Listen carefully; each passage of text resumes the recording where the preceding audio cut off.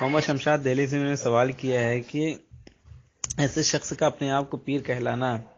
جو صرف جمعہ کی نماز پڑھتا، دیگر نمازوں کو نہیں پڑھتا، نہ رمضان کے روزے کو رکھتا ہے، نہ گھر والوں کو رکھنے دیتا ہے، اور اپنے روم میں چاروں طرف تصاویر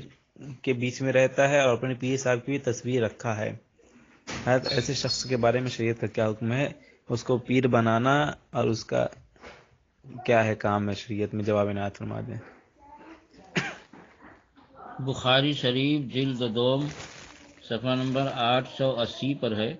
حضرت ابو طلحہ رضی اللہ تعالیٰ عنہ نے کہا کہ حضور صلی اللہ علیہ وسلم نے فرمایا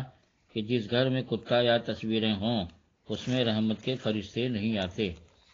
اور اسی بخاری شریف جلد دوم صفحہ نمبر 880 پر ہے، حضرت عبداللہ بن مسعود رضی اللہ تعالیٰ نے فرمایا کہ میں نے رسول اکرم صلی اللہ علیہ وسلم کو فرماتے ہوئے سنا کہ خدا تعالیٰ کے یہاں سب سے زیادہ عذاب ان لوگوں کو دیا جائے گا جو جاندار کی تصویر بناتے ہیں۔ حضرت ابن عباس رضی اللہ تعالیٰ نے فرمایا کہ میں نے رسول اکرم صلی اللہ علیہ وسلم کو فرماتے ہوئے سنا کہ جو شخص جاندار کی تصویریں بنائے گا تو خدا تعالیٰ بالیقین اسے عذاب دے گا، یہاں تک کہ وہ اپنی بنائی ہوئی تصویر میں جان ڈال دے، اور یہ حقیقت ہے کہ وہ اس میں کبھی جان نہیں ڈال سکے گا۔ یہ حدیث بخاری شریف جلد ثانی صفحہ نمبر 881 پر ہے، اور اس سے پہلے جو حدیث شریف پیش کی گئی وہ صفحہ نمبر 880 پر ہے۔ اور حضرت عائشہ صدیقہ رضی اللہ تعالی عنہا سے مروی، انہوں نے کہا کہ نبی اکرم صلی اللہ علیہ وسلم نے فرمایا کہ حبشہ کے لوگوں کا حال یہ ہے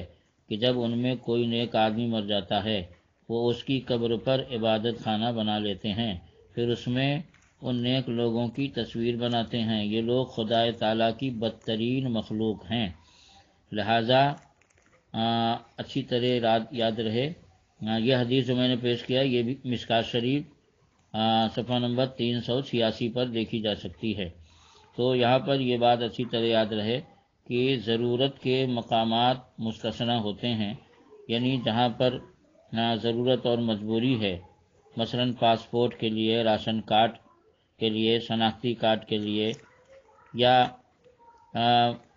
جو ہے کیا کہتے ہیں حج وغیرہ کے لیے، یا جو بھی ضرورت و مجبوری کے مقامات ہیں ان کے لیے تو اجازت ہے کیونکہ مجبوری ہے۔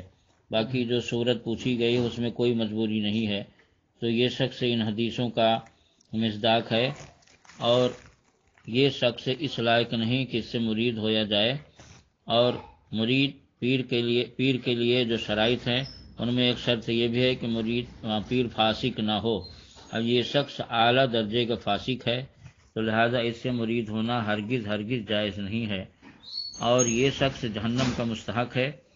اور پیری مریدی اس کا حق نہیں ہے کہ پیر کے لیے جامع شرائط ہونا چاہیے، اور اس کے لیے 4 شرطیں بیان کی گئی ہیں